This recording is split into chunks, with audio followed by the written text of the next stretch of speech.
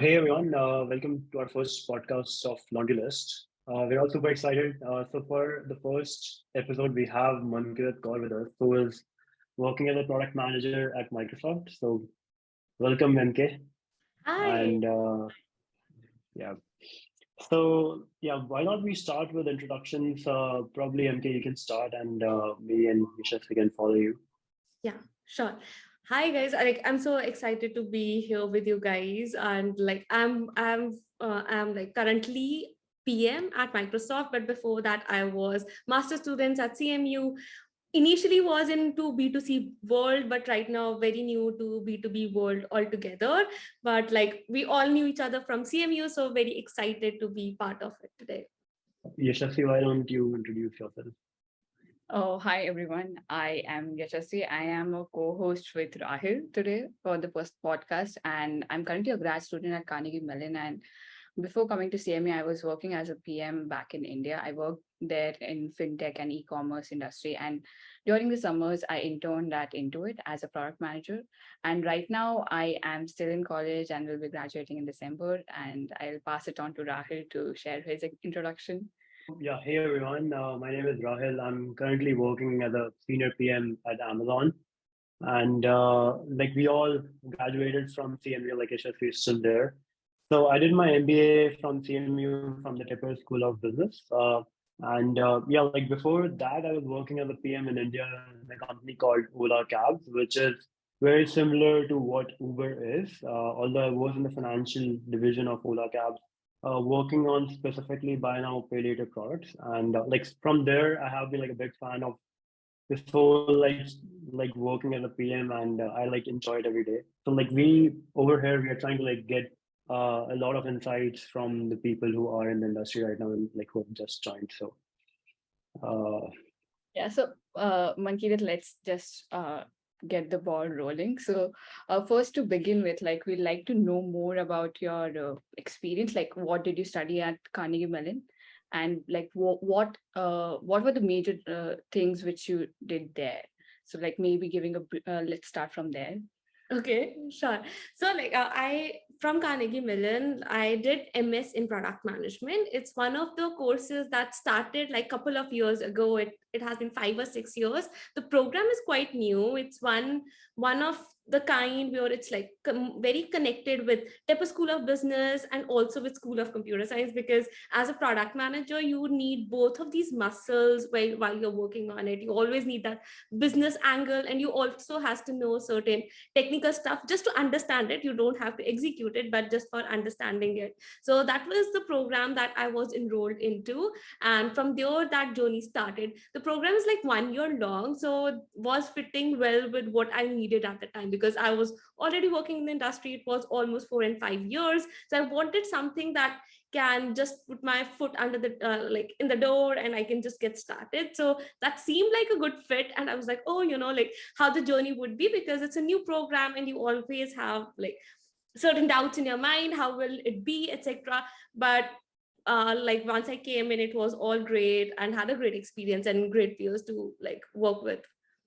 And what were you working as like before joining Masters in Product Management? So before that, I was program manager at Swiggy, and Swiggy is like one of the company that's very similar to DoorDash, and like you do food delivery, etc. And I was part of the discounting and promotion team. So part of my role was to ensure that all the products that are getting launched in terms of like, because like there was a major shift that was happening in the industry, where it was like, oh, everybody wanted growth, but eventually everybody also wanted profitability. So that was kind of a market shift that was happening at that time in India, and that was one of the major teams that were working very closely in order to make that happen. And before that I was with Mintra and Jabong during their merger time, so that was another story of like seeing two big giants having their tech stack merged. So that was interesting too.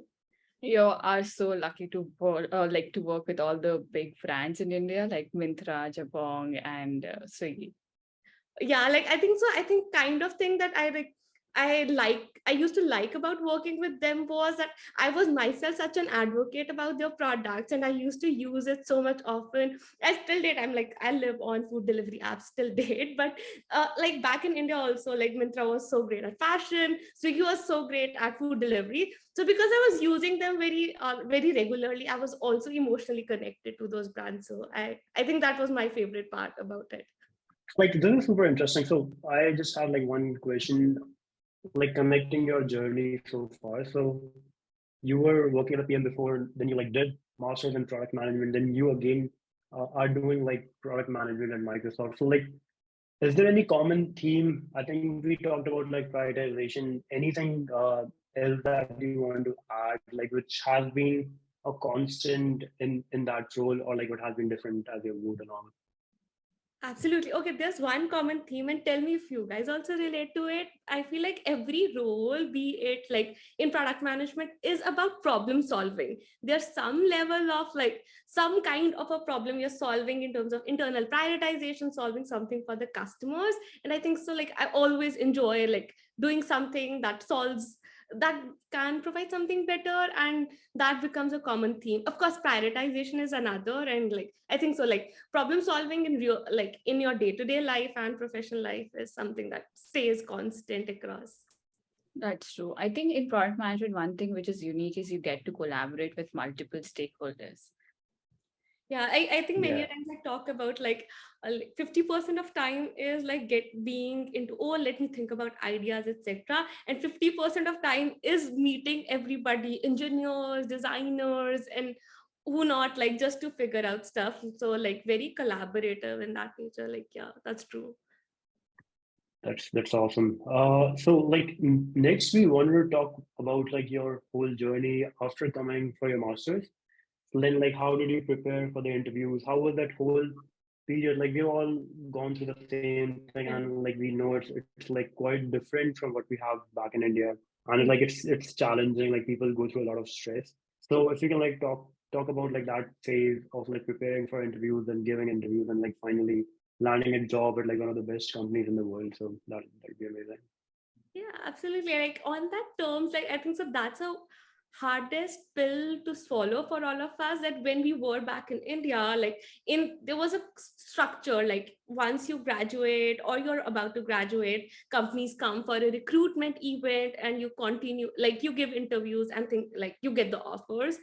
Things were very different when you are in US. You have to network, you have to figure out like the people that are working in your own or the company that you're interested in. Could be alums, could be some friend, could be somebody like entirely random. So definitely networking was something that was very new to me in that terms, to figure out the job. Of course, when you're switching from one company to another, you do it, but from college, like that was a different experience altogether. You prepare for the whole thing, like you use resources from over the internet, and you started giving interviews. So if you can like give us some more information on like how that experience was, like giving interviews. Was there anything which you found helpful, specifically like preparing for like product manager interviews? And if there's a common pattern, like people, like what things people should focus on for all these interviews?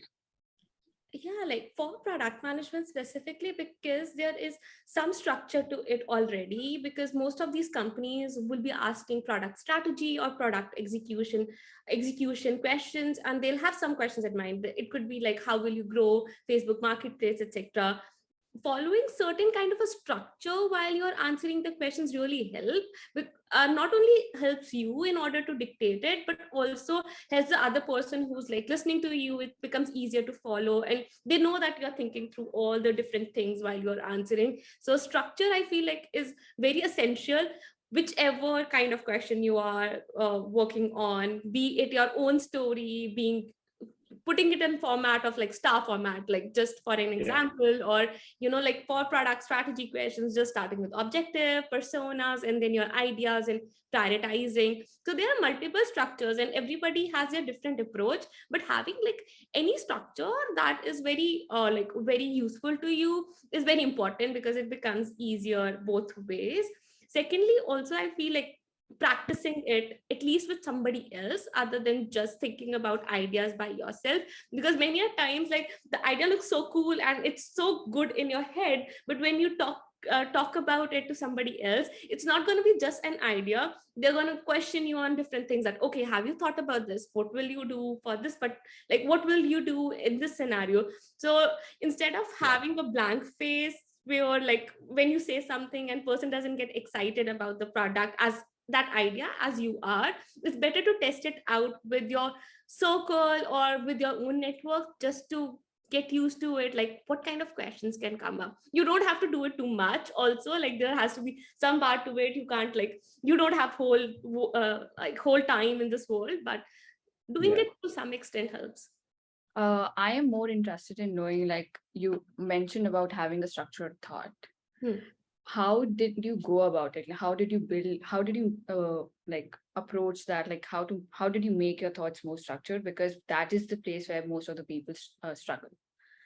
Yeah, like in terms of like for example, I think so like in it is very helpful to think about an idea from a very wide perspective, where you start with objectives and just defining, okay, you know what I'm going to do, and then asking also a clarifying question with the person you're interviewing with, just to be sure that you both are on the same page, and then narrowing it down to, for example, user personas, that for what are the different segments that can be there, and then further narrowing it down to, okay, these are the three ideas out of this that I think so can work.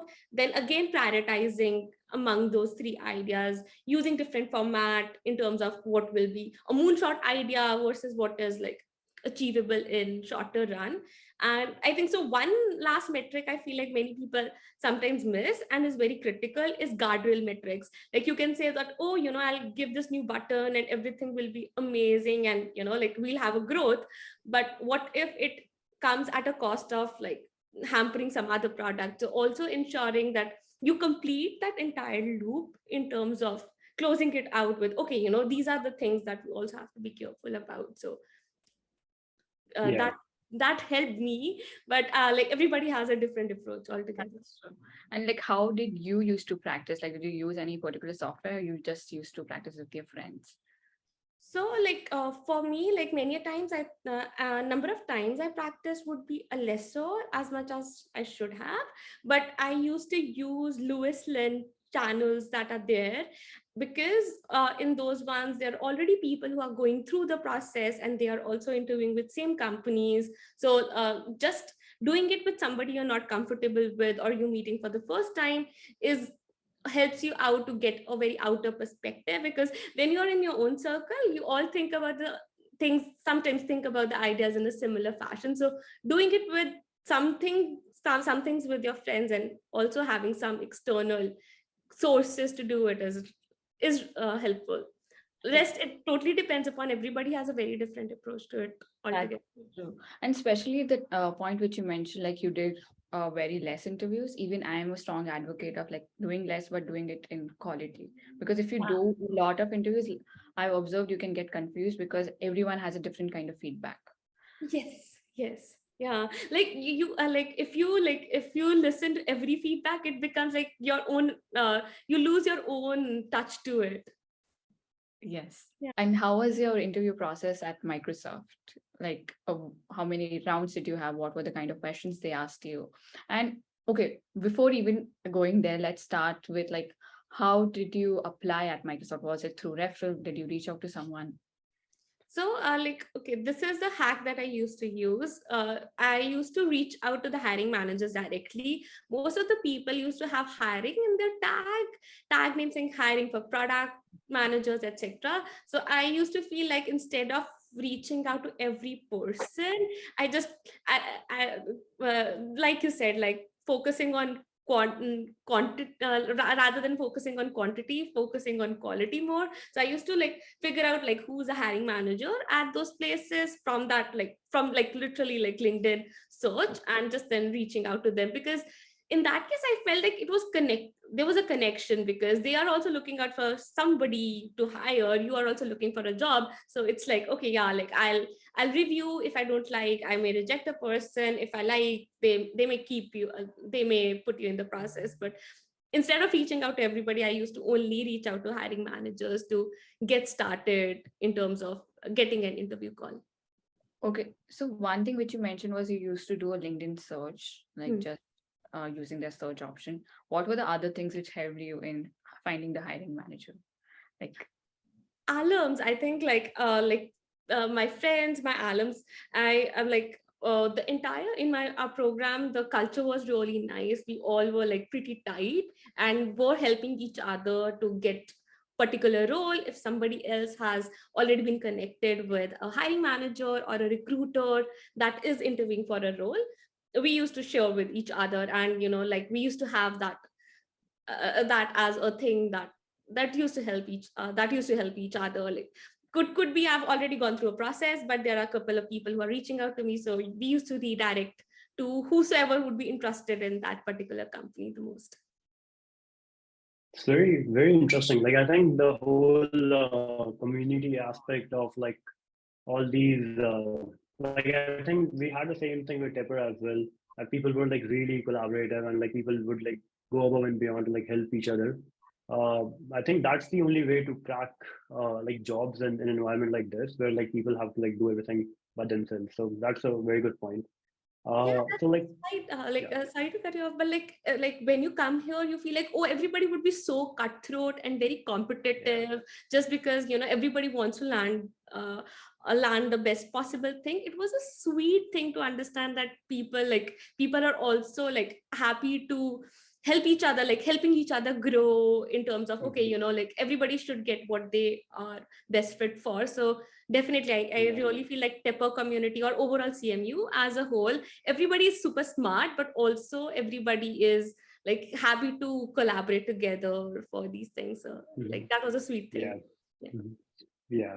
I still remember like Yashasvi was giving into it interviews, and like she's doing MISM, and then like she talked to someone in MSPM.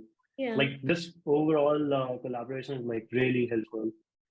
Uh, cool. So I think we have like explored a lot about your interview experience before that, and like all the interviews that you gave so far. So let's move on probably to your job experience. Mhm. And how do you feel working at Microsoft? I think it's been like what 6-7 months now for you over there. Yes. Yeah, like, and now Nice, I count, it has been more than 6-7 months. Yeah, like time did fly. interesting. So like what were your highlights throughout the role? What were your lowlights? What did you like the most about the whole experience so far? I think so. My low light is that I am not going to office how much I should. On a fun note. But on the highlight, I think so. Like, not only because it's Microsoft, my transition was, I was into B2C companies more, and I've always enjoyed it. Also, I was transitioning into products which are very B2B, and I always had certain assumption about how that world works, and I wanted to explore it just because I've not done it before. But I had like a lot of assumptions that, oh, this is how B2B is. There are 4 or 5 different big enterprises and everybody focuses on them. Those all Yeah, misconceptions got shattered with this experience overall. Like for example, like I used to think, like, for like enterprises, like there are like 10 enterprises that are most important, and they continue focus on their own needs rather than everybody else. And wherever I talk to my manager, it's always like, oh, you have to think about the end customer. And it doesn't mean those different company sizes are just personas. It's not that everybody is thinking from a company angle, everybody is thinking from a user angle. Having said that, there are yeah, certain differences also that I embraced while working with Microsoft. There are so many big communities as well, where are the people have been using Microsoft products since a longer time. It was very new to me to understand how they operate. They have been using for a longer time, and they collaborate and they tell you that, okay, this is what we have been hearing, this is a feedback that we have been hearing, etc. So that entire aspect is very different. In terms of GTM also, like B2C and B2B are different, but I was happy to see a very big overlap. And I used to feel like, oh, these are two different different things poles apart. But actually when Yeah. I experienced it, I feel like, oh no, it's the same thing. It's just like it's a different product, but it's entirely the end goal is same, and it's everything is almost similar. So yeah, that was a good thing about it. Very cool. So like when you say GTM, so like if you can elaborate more on that, I think for some folks who are new, it might be helpful to understand what that is. Sure. So in terms of like when you're ready with your product and you want to launch it in the market, generally in B2C companies, the way I used to do it, Swiggy or at Mintra, it used to be that, we used to run it in an experiment or in a phased rollout way, where you'll turn it on to 10% or 15% population, and you'll just understand it from the data.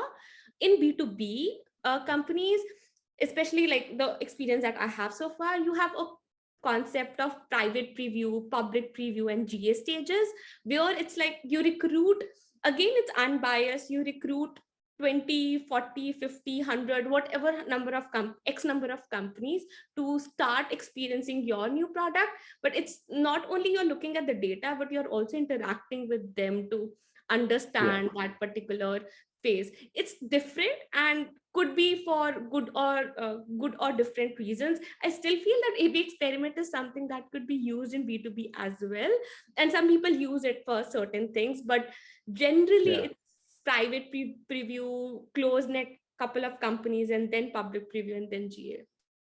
So Sounds good. So like the difference between public preview and GA would be the self-service in GA, right? Like in public preview, you might be helping out companies to like install your service or like work around with that. But in GA, it's like companies can like by themselves, they can use it.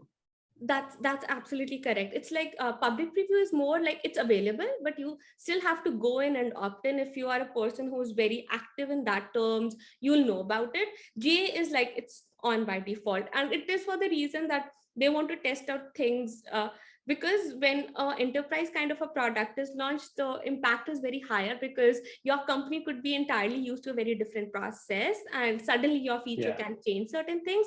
So they try to do it more in that phase, in terms of like collecting that feedback and changing it beforehand. That's very cool. Very cool. I think, yeah, like I have also experienced like kind of similar process over here in Amazon as well. Although like for me, it has been only like 3 months now, but I think we're also working on like a B2B product. But as you mentioned, like, we always keep on thinking of how the customers will interact with it. So like it's always the end goal of the customer interaction, which is like very important. Cool. Very, very cool. That's I think it's more about PM needs empathy, and it's a beauty of the role, right? Like you can work in any industry with any customer. You don't have to constrain yourself. Okay, I can only work in a food delivery industry, or I can only work in a SaaS product. That makes the whole journey more exciting. Yeah. It's like you can fit into anything as long as you have like the key characteristics. That's true. And I think slowly companies also are realizing that, because I recently interviewed for a company which was more focused on AI and ML products, and they told me directly, like, we're not looking for someone who has AI or ML knowledge. We need someone who is good with like cross-functional collaboration, good with communication, and like can understand the users. And like cross-functional collaboration, I feel like we don't talk about it as much as we should. It's like the like most important thing that when it comes into day-to-day life the most. Yes. Yeah. How many teams do you talk to generally in one single day? So like right now I had to put my focus time kind of a calendar block, just because like we all like lose track about number of meetings, etc., with multiple folks. And tell me if also happens with you. Sometimes it also happens I'm saying the same thing to different audience at like different time slots with the own variation, but because you have to tone it down to designer in a different way, engineer to in a different way, but you are actually communicating the same thing.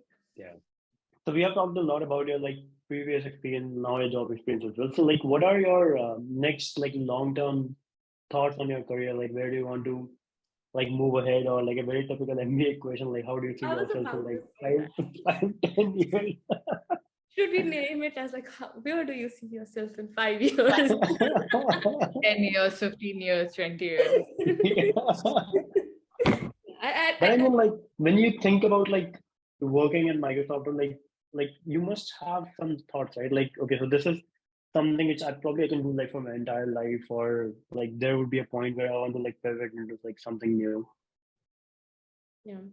So I don't know like what is that X long term, but I really feel like I would like eventually love to start something like I've done 1 to 10 or 1 to 10 to 100, like a lot till now.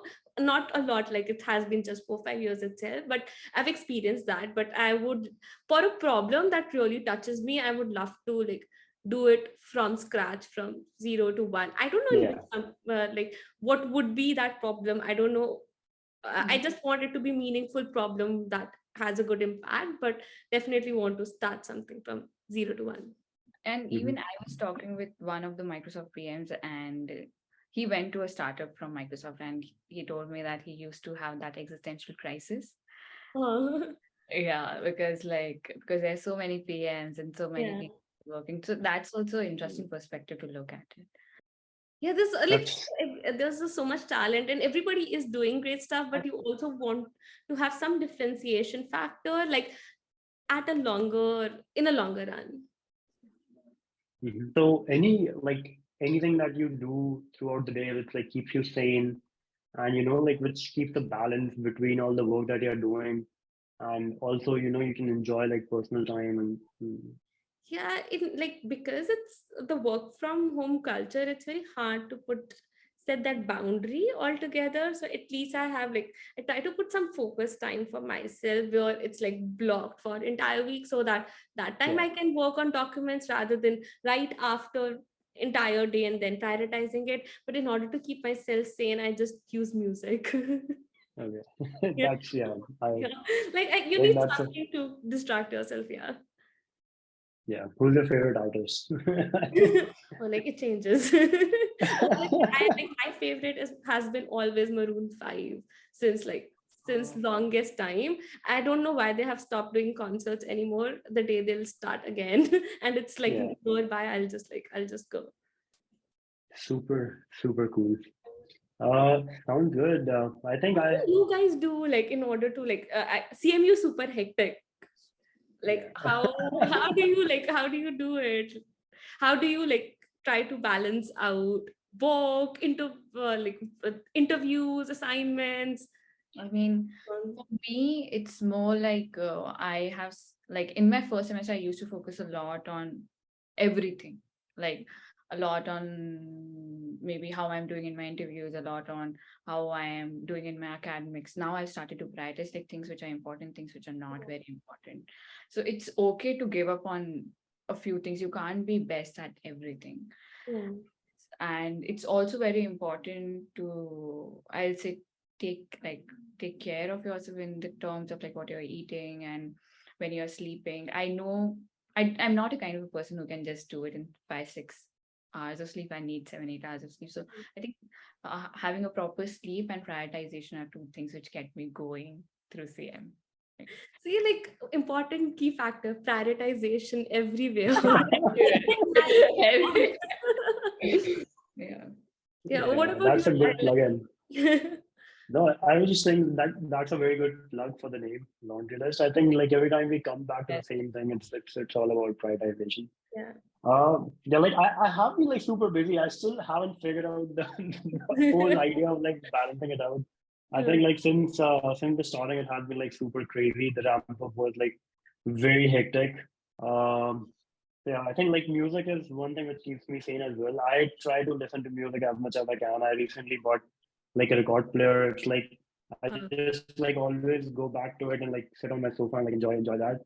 But yeah, like I think through the week, those 5 days are like just crazy. I'm still trying to figure out like what's the best way.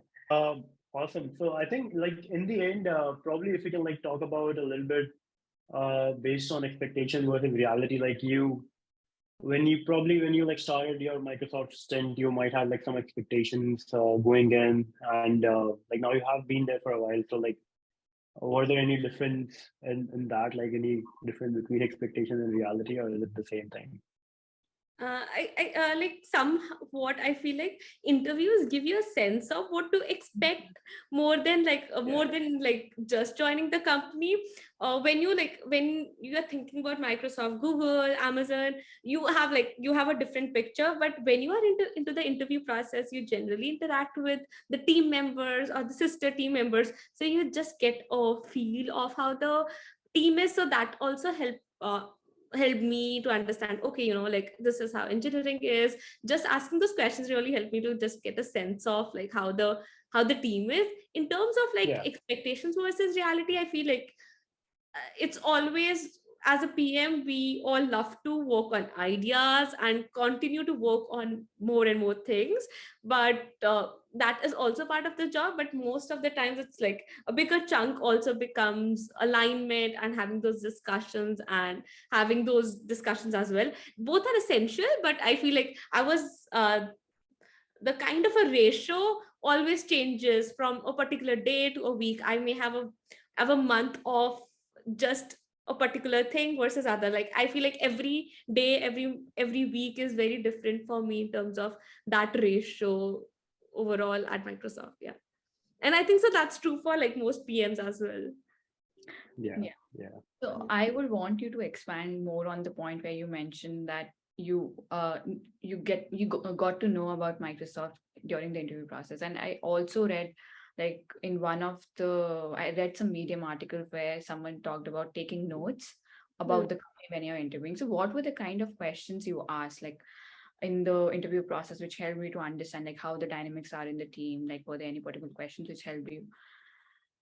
uh, yeah, like in terms of like just asking them questions about their long-term vision, because from that perspective, at least kind of that in which state of product you're launching it, like landing in. Like, is it at initial stage where it's like, okay, entire playground is with you and you can figure things out? Is it at a mature stage where things are already set? It's at a maintenance phase itself.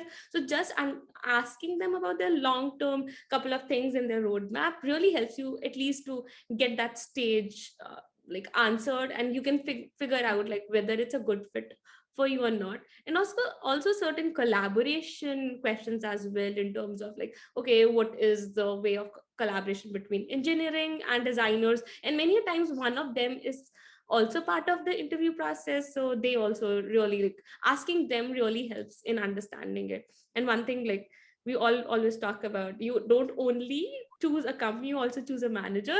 So asking Yeah. certain questions about how their style of management is, etc., like it also like it helped me at least to understand kind of expectations I'll have.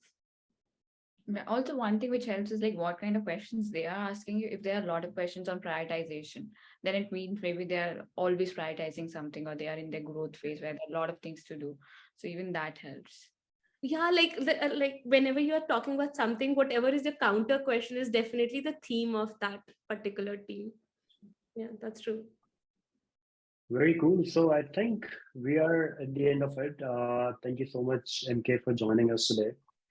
And I hope, like, I learned a lot throughout this time. I think everyone would do. And we'll try to like post like some of the key learnings in the description, and like some of the links. I think the Lewis Lynn Slack channel that you mentioned, and probably like some of the books as well. But yeah, super cool. Thank you so much for joining us Thank you so much for today. having me. I had a great time talking to you guys. Yeah. Thank you so much, Awesome. MK, for taking your time. Yeah.